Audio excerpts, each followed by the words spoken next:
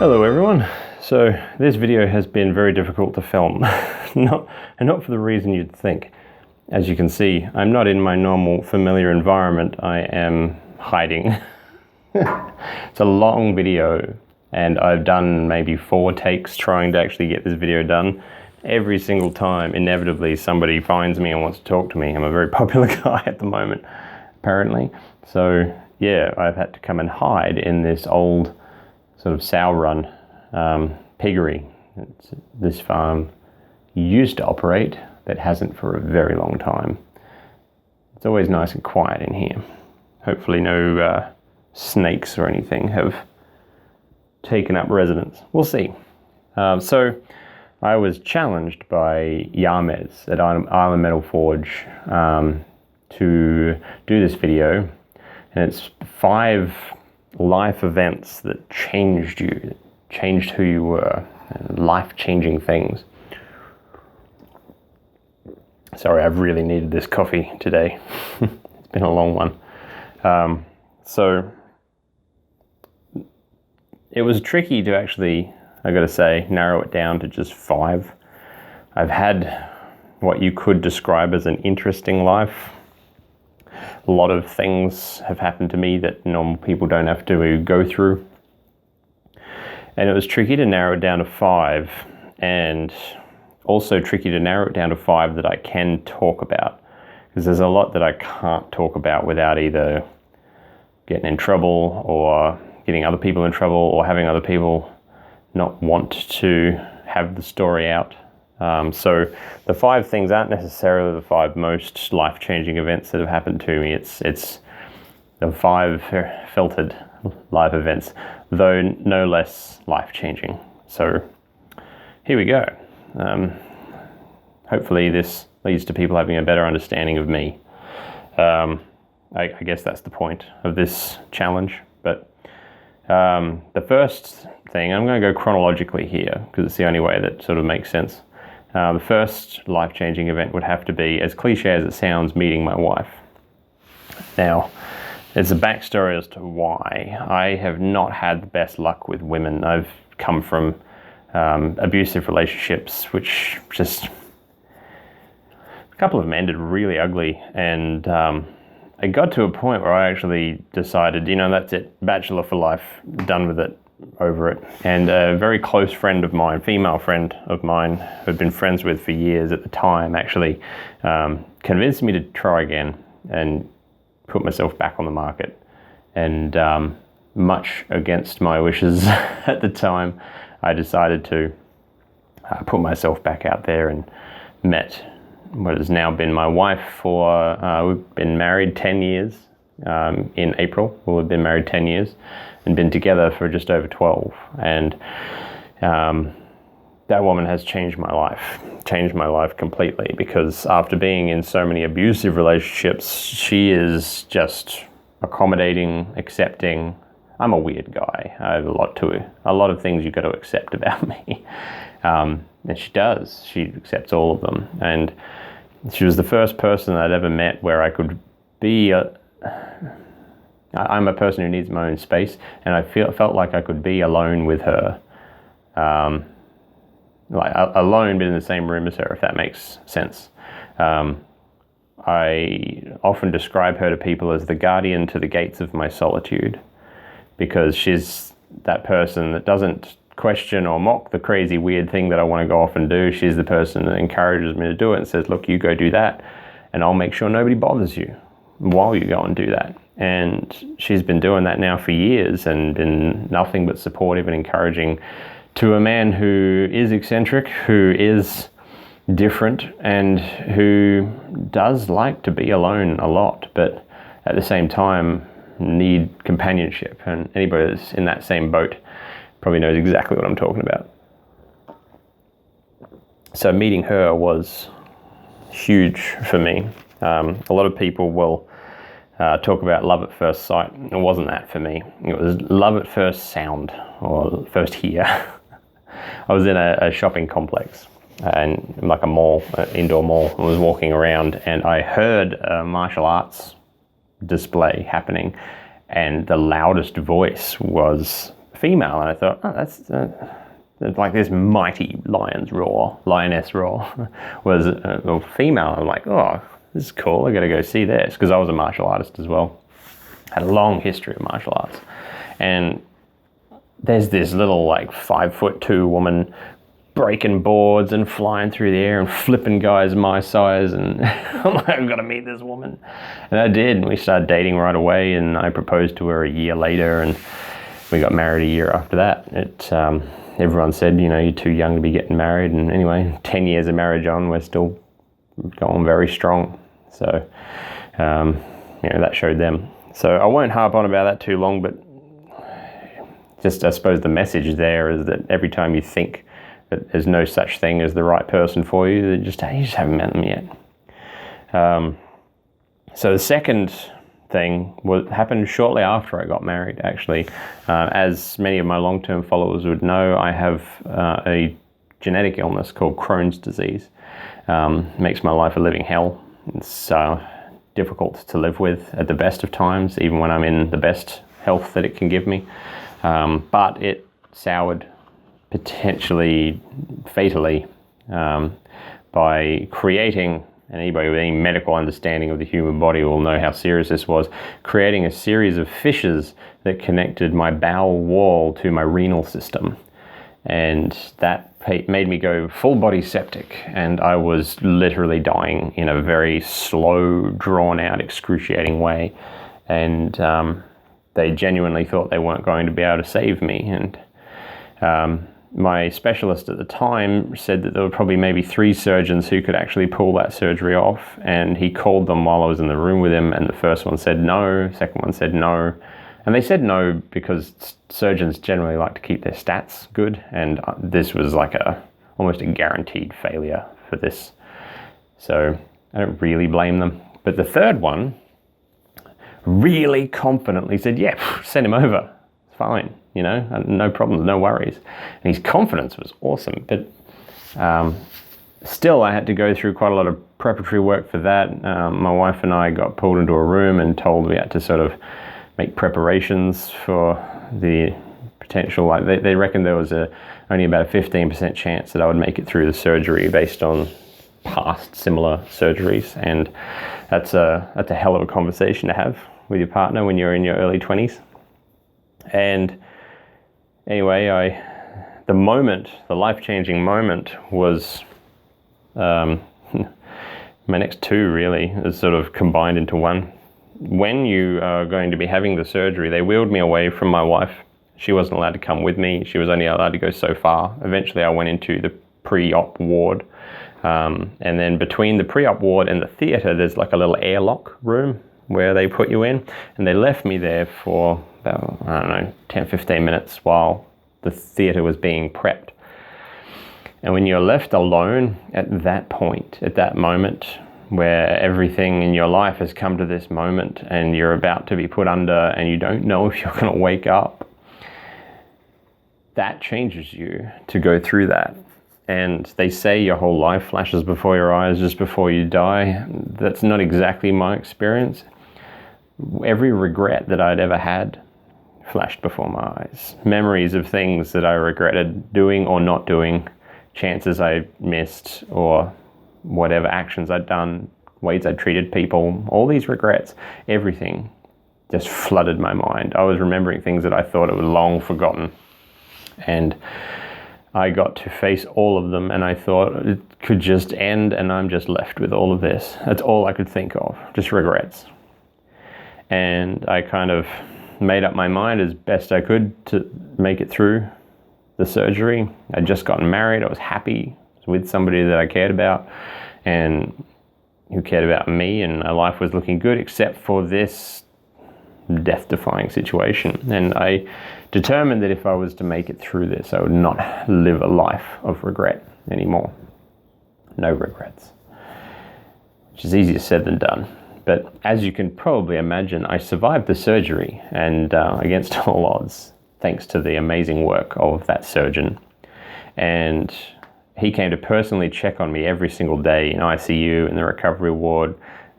He was very proud of what he did, and he should be. He did an amazing job, and I'm alive because of him.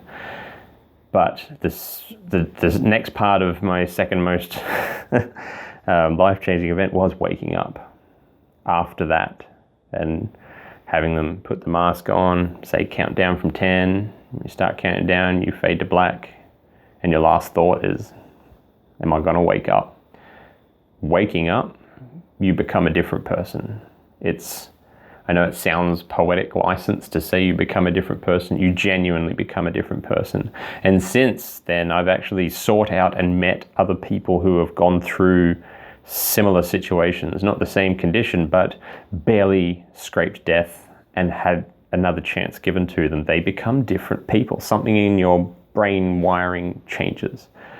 And it just, I like to think that everybody has a scale of 1 to 100 in their life, and a 0 is something that's just irrelevant, and 100 is the most full-on intense thing that is like the most important thing ever in your life. And everybody's scale is the same, 0 to 100, but 100 for somebody else might only be a 10 on my scale. And for a long time, I lost a lot of friends after that because I would be treating their 100s like a 10 because it was a 10 on my scale, not even that on some people. And it was a sort of a self-evolution to sort of learn to recognize what a 100 is for somebody else and to treat it accordingly.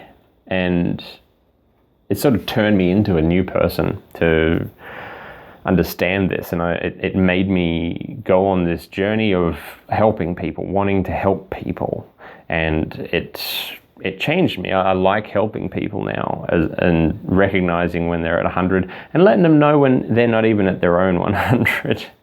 But going through that sort of thing can either break you completely or it can rebuild you. And it was a rebuilding thing for me. It turned me into an entirely new person. I cut out a lot of people from my life that were offering nothing or actively bringing me down in some way, and kept the people that were, I thought, healthy, and changed who I was and how I operated. And that it changed my world to go through that surgery. And I'm as horrible and awful and torturous as it was, I'm glad I did it. I'm glad it happened to me, and I'm glad that I survived it. So yeah, that would be the second thing. The third thing would be the loss of the greatest friend that I've ever had. There's probably been one person in my life that has been such a close friend, on such a same page as me, and so close that they've gone from friend to brother. Like, I never had a brother. I've got two sisters. I don't have a brother, but this guy was, if ever I had a brother, it was him. And we were absolutely inseparable. We would see each other every few days. Like, he would come and stay at my house like multiple nights a week, and we went on adventures together and all that. And the friendship ended not well, and it was my fault. It was entirely my fault. Like, he had his demons, who doesn't really, but I thought that my actions would help him through what I could see was a very difficult situation, and I made the wrong decisions, and I did things that I shouldn't have done, but at the time I thought were the right things to do. And I think he knows this as well. Like, that it didn't end aggressively. It didn't end with screams and that. It just faded off because I made the wrong call, and I lost the best friend that I ever had. And I can honestly tell you that not a day goes by that I don't be haunted by that. But it has sort of, it meted me from going from somebody that wants to go in and help people to picking my battles with that. And a lot of the times now it's left me very timid. And when somebody's having some sort of, what I can see as a big crisis, I have a tendency to step back and not put my oar in, because it's left me kind of scarred a bit, that experience with this guy. Like, it was he pushed me to be more adventurous. I've always been a very safe person. He was probably, if I was a little too far to the safe end, he was probably a little too far to the chaotic end. But in a way, we balanced each other really well. And yeah, he probably one of the most tortured souls I've ever known outside of myself. But yeah, I have since, despite him breaking off all contact, I have learned that he is quite happy now and has changed his life a lot for the better, and he's doing well, and that gives me some solace. But it's hard to remember the companionship that I had, and it's one of those things that it puts me off, even not totally, but it largely puts me off making new friends, because I don't think I could ever, I'd be comparing the friendship to this guy, and it makes me more of a loner. And yeah, I don't even know if he knows that I've gone to Tasmania and that I'm here. I don't know. But yeah, no matter how close I've gotten with new friends, it's never been the same. And largely it's out of fear that I might do it again, because I know that I hurt him a great deal, and despite it coming from a good place, sometimes you make mistakes. But as my mentor told me, friends come and go. Be thankful that they were in a slice of your life that they were in, because you don't lose that time. And I was friends with this guy for half my life. And it was a good half of my life. The stories are amazing. The experiences were amazing. We just got up to the stupidest shit. It was crazy. And so, yeah, but it changed my life to have lost him like that. One story of us is he actually saved my life at one point. We were bushwalking, and to escape an approaching storm, because tropical cyclones were in the area, and we were in a valley climbing up a mountain, and we're in this valley with rapids down the middle of it, and if that cyclone came out of nowhere. If it hit, it would have flooded that valley and dragged us off and killed us. So we had to climb the side of this valley really quick. And we climbed it, and the strap on the backpack that I had with about 20 kilos of stuff in it snapped, and the backpack swung to one side and swung me with it, and I lost my handholds on this cliff face and started to fall. I grabbed a root that was growing down the side of the cliff and slid probably 3 meters, ripping up my hands, but I ended up just hanging from this root, couldn't get my feet in under me, and he pulled me up. Now this guy is probably, he's not a tall guy, he's like maybe 5'8", or something, 5'9", and strong though, really, like that wiry, strong kind of guy. He pulled me up. I'm a big guy. I'm 6'4" and like 110 kilos. I'm a chunky boy.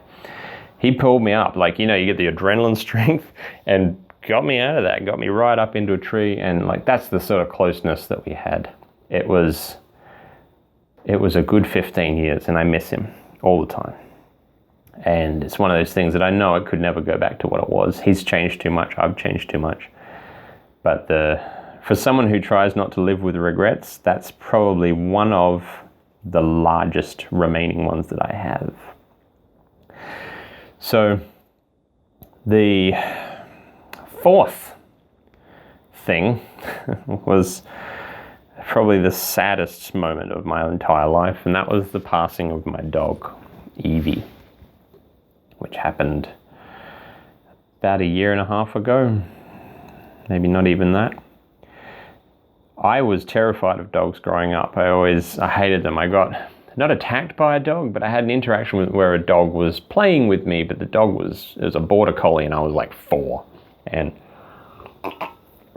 left me with this lifelong fear of dogs. And when I met my wife, she had a dog, and it was she was half Chihuahua, half Papillon, not yappy at all, very quiet, docile creature, but big fluffy ears and a fluffy tail and long silky hair. She was the most gentle-souled dog I've ever met. And I know that everybody thinks that their dog is the best dog, but like, somebody's got to have the best dog. I had the best dog. And she was my best friend. We bonded so fast after I met my wife, to the point where my wife would joke that really I was just with her for the dog. Evie was my constant companion. She'd sit by my feet and snooze, and if I got up to leave the room, she would get up to leave the room, and she would want to be eating everything that I was eating and doing everything I was doing, and she'd want to smell test things before I went and used them and things like that. And she was intelligent, she was smart, she was protective, she was curious, she was playful. And I'd carry her around everywhere, and she loved being carried so much. But she had pancreatitis hit her, and she survived that, but it weakened her. She then injured her spine quite badly and nearly lost the control of her back legs, but she recovered from that too, but it weakened her. And her twilight years were much slower and gentler and calmer and quieter. And I was working from home at the time. I'd quit my job and was working for myself very successfully, but a lot of work at home, my home office setup. And when you see her every day and you don't go away and then come home and things like that, you don't notice the deterioration. And she started getting very senile and very blind, very deaf, and would get lost in corners and would pee herself and get confused. And we made the very difficult decision to have her put down as a kindness, but also because I had a realization one morning that I could not bear after all those years. I mean, she was pushing 16. She's an old dog. She had a nice full innings, but I couldn't bear the idea of her looking at me without recognition. I couldn't, after everything we'd gone through, I couldn't stand that. I couldn't live with that. And I knew it was coming, but no matter how confused or scared or lost she got, if I scooped her up and I held her, she just instantly relaxed. She knew my smell. She knew my face. She'd sort of sniff and smell my breath and know it was me. And that last day, I didn't let her go and carried her everywhere. And she didn't mind. She slept through most of it. And we ended up having somebody come out to our place, a service called Pets Eternal Peace, which I cannot recommend highly enough. A big part of the terror of having her put down was not just losing her, obviously, but having somebody impartial, or it's just their job, having it be cold in some way. And we didn't want to leave her at a vet. And I wanted it to happen surrounded by her toys, her bed, her owners, her family. And they came out, and I asked if I could hold her while it happened, and they were fine with that. And Evie died in my arms that night, and I got to carry her to the car. And something broke in me that day that people since have said to me that, it's just a dog. You can get another dog. And honestly, if it wouldn't lead to me being arrested, I would rip those people's throats out. Anybody that's had a long-term pet dog, they know they're a family member. They're not just a dog. There's no such thing as just a dog.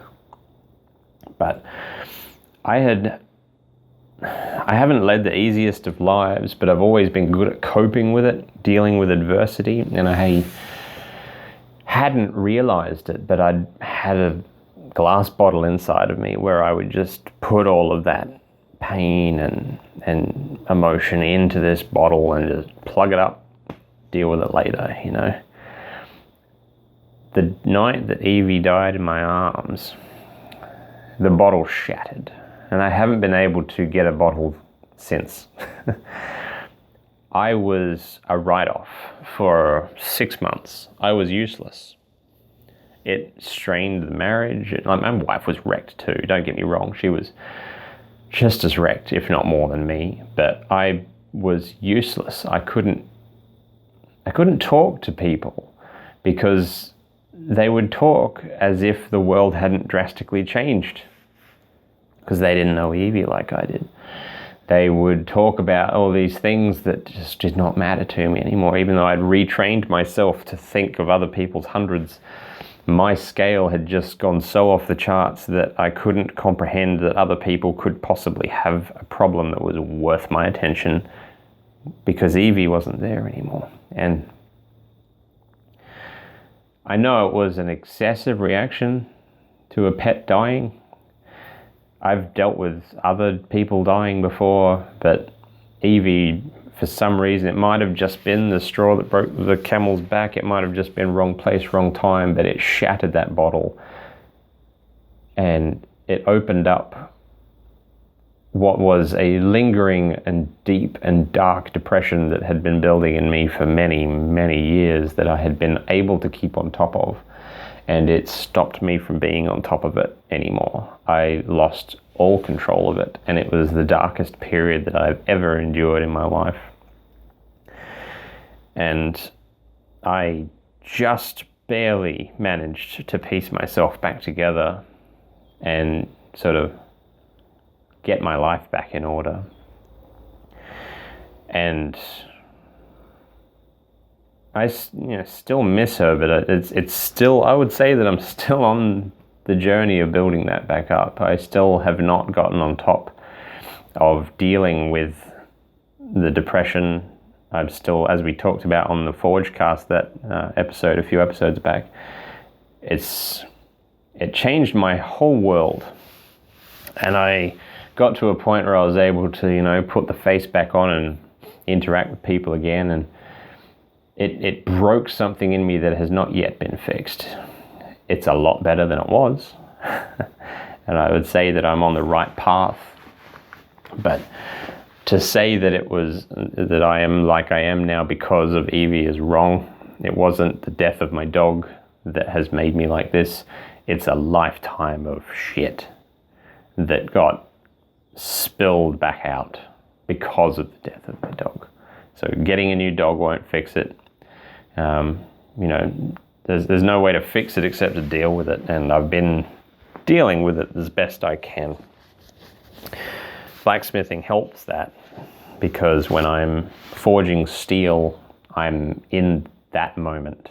I am pure. There is nothing but me and the iron and the fire, and I can block out everything else. Quiets the voices, so to speak.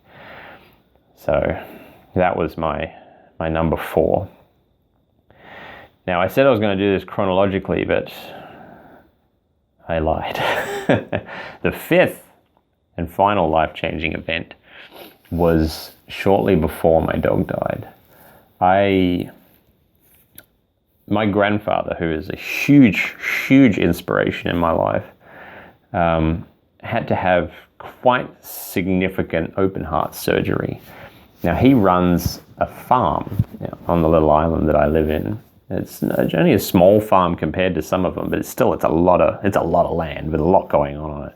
And when you have open heart surgery, even when you're in peak health at a young age, the recovery is slow. So when he had this surgery, he would have been 79, and that's a lot to recover from. Now, he's fit. He's fitter than me. Like, he's been working that land for 40 years. He is in good shape, but it knocked him for 6. For any non-Australians watching that, that's a cricket reference. It knocked him around a lot, and he still had to run this farm. Like, things don't just stop. Like, he had livestock, he had jobs to do, he had, farm. Nature doesn't stop when you have major surgery. And he didn't have help to actually get him through that time, except for his lovely wife, who can do a lot. She's good at that, but the physical side of it was always his job, like the really intense physical stuff. And so I flew down. I was living in Brisbane at the time. I flew down, I stayed with him for 5 weeks while he recovered and helped him run the farm, because he's just always been there for me, and so I wanted to be there for him. And that 5 weeks was a massively life-changing event for me. It showed me the way he lives is awesome. He is a an inspirational human being. He's always optimistic. He's always happy. He's always willing to laugh things off, and it's not hiding anything. He does it in this really pure and genuine way. But he is so connected to nature. He's like a druid, you know. It's like he can see a tiny little shoot of green pooping out of the ground and go, that's this plant, and he'll tell you the Latin name of it, what you need to do, what it's going to grow up to be like, what color the flowers are going to be like. He knows all of it. And he can tell you that rain is coming because of the sound the trees are making and things like he's awesome. And living with him, like, he's always been my granddad, but I didn't live on the farm. We lived elsewhere, and we would visit him on the farm. But living for 5 weeks on the farm and helping run it and do all of that stuff and just spend day after day after day with him and like being right in his world, it changed mine. It changed everything. It made me realize how much I love that aspect of life, and it made me feel reconnected to that aspect of life. And you know, I'm still a young man. I'm not, he's 81 now. He's still running that place, and his health hasn't been great. So a large part of me coming here was just to be nearby. Flying down from Brisbane to help him was a large sort of contribution, I guess. That's probably the word for it. Like, Nissa had to be up running everything up in Brisbane still. She was looking after Evie, who was quite sick and getting older, and she was on her own up there, and it's much easier if I'm here. And my granddad's still not in great health, and being nearby to help him has helped a lot, but I wish he'd asked for help more. He's very proud, I suppose. All the men in my family are, and but I like helping him. It makes me happy, and I think it makes him happy as well. For various valid reasons, the rest of my family aren't particularly interested in agricultural side of life. You know, close to nature stuff. That's their choice. You know, it's a preference thing. I am. I love nature. Even as I mentioned in previous stories, I like bushwalking and being in amongst the trees and things. It's healing. It's good for the soul. But I have so many happy childhood memories of that farm and him, and he's so mischievous and cheeky, and I think I got a lot of that from him. So it sort of, it changed the way I see things to be living there like him, with his, you know, with his eyes, essentially seeing the world with his eyes. And he has shaped the way that I see life from that 5 weeks, and to come down here and be closer to him and helping him regularly now, and it's capable of it. I don't feel alienated. You know, 10 years ago I was one of those guys that couldn't even change a tire. Now I'm, you know, getting it up under, you know, heading machines and fixing pneumatic lines, and it's just how it goes, you know, blacksmithing and working with my hands and focusing on being happy as best I can, as best as anybody can. So that would definitely have to be number 5. It was those 5 weeks. Ironic, 5 and 5. No, life-changing event number 5 was something that went over 5 weeks. And it changed me massively. It made me feel more at home than I think I've ever felt in my entire life. And, you know, that's a testament to the character of him and his wife. I call her his wife because my grandmother died when I was young, and he remarried a few years afterwards. But they've been married for 20 years, but she insists we don't call her grandma. We just call her by her name. She's awesome. Very much part of the family. Really, really lovely woman. And they both treated me like an absolute superstar while I was there. She fed me really well. She's the best cook, honestly. Oh, just amazing food. Like, you dream about this food. So good. Like old-fashioned country cooking. And I could just eat there every night. I'd get very fat. But yeah, that was number 5. Absolute game changer to actually see life through the eyes of this incredibly inspirational man. That's my 5, but some honorable mentions that have to go in there would be 3 different things. One would be meeting the man I consider to be my mentor, ex-Special Forces guy from England. Amazing dude, like the stories, the expertise, the perspectives on life and everything. He's the one who introduced me to blacksmithing. Hands down, coolest person I've ever met in my life, and probably coolest person I will ever meet. So I am super stoked that I actually get to, call him my mentor and my friend. He's epic in every way. So that's first honorable mention. Second one would have to be quitting my day job. Quitting my day job changed my world, because it was one of the most terrifying things I've ever experienced. Because you're raised to think, well, I've got to have a job, I've got to have a mortgage, got to have the car and all that sort of thing. You don't got to have those things. It's all lies and trickery to keep you working for somebody else. You can work for yourself. It's possible, and I'm proof. If I can do it, anybody can. Walking away from that place after 10 years was the best thing I ever did. Amazing. And final honorable mention would be the mentorship program that I participated in at Queensland University of Technology up in Brisbane. I was a registered mentor, career mentor, working as a psychology professional at the time, doing behavioral game theory, and I was very good at that job. And I got invited to be part of the career mentor scheme, which I did, and I did that for about 18 months and then won an award for it, for my mentoring with that. And I got to, I officially had 3 mentees in those 18 months. Unofficially, I probably mentored 28 students. I just never didn't have time for them. I would guide them through life choices, career choices, study choices. I changed their world. They contacted me afterwards and they said, look, I did the thing that you told me, and either I got the job, or I got rid of the toxic relationship that I had, or they gave me so much good feedback. And apparently they were giving the feedback to the university as well, because I won an award for it. And that was a cool moment, because I realized that I had actively enacted change in these people's lives, these young people's lives. And that changed me a lot. And it was also the last time I ever wore a suit going to that event to win that award. I came home and I knew I didn't need one after that. I decided, because I'd preached against wearing suits for so long, I thought, I'm going to get rid of my suit. And I did. And haven't worn one since. Something's moving in this pigsty. I can say it's pigsty because it is actually a pigsty. Or was. But yeah.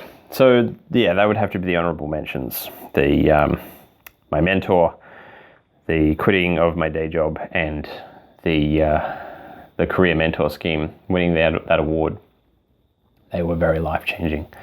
So outside of the things that I can't talk about, they would have to be it. Hopefully that has made you feel like you know me a little bit better, because I am an oddball. Yeah. Perhaps I'll do another one of these in future after I can talk about other things, because there's a time limit on some of them. But yeah, I've had a very varied past, many different careers, and it's made me a very interesting person with a lot of life experience for my age. A lot of people see me as just somebody in their 30s, but what I've been through more than your average 70-year-old. And I feel it. They say you're as young as you feel. I feel about 86. But I'm happy here. I'm happy doing what I do. Blacksmithing makes me happy. Teaching people makes me happy. Sharing knowledge makes me happy. And helping people makes me happy. And I am doing those. This is what my life is now. And searching for that happiness. So hopefully my videos help people. I get a lot of feedback that they do. And that's what it's all about, really. That's what it comes down to. So, with that, this video's gone on long enough. Too much D&M for one afternoon. It's a Friday. Don't need more D&M. So I'm going to get back inside. Probably be hounded by all these people saying, "Where were you?" But yeah. Sorry for the gloomy footage, because there's no lighting in here whatsoever. But it's the only place I can hide where people won't know where I am. So yeah. I will get back to it, and check out all my links below. Patreon, Etsy, Redbubble. You know, you can support my channel in any of those ways. And every time somebody does support my channel, I do a little happy dance. It's true. And I will see you guys on the next video. Catch you later. So while I am extricating myself from this pigsty, I'm supposed to challenge 2 other people, and everybody in the audience is puckering their butts at the moment. 2 other people to conduct this challenge and talk about 5 life-changing events for them. So I've been having to think about it, about who I would like to challenge, and I think it'd be remiss of me not to challenge Big Fudge, Sam Towns. Got to get you in on this, dude, because I'm sure you've got plenty of life-changing events that you'd like to talk about. And the other one is an interesting one, just because I got a theory. I might be wrong. I'd like to challenge Roy Adams, not because he's a big name or anything like that, but because of one of my favorite quotes of all time. There are 3 things that every man should fear: a forest at night, a storm at sea, and the fury of a gentle man. And Roy, you're a gentle man, and I want to know what's burning under the surface. So hopefully you see this, and we'll catch you guys in the next one. Bye.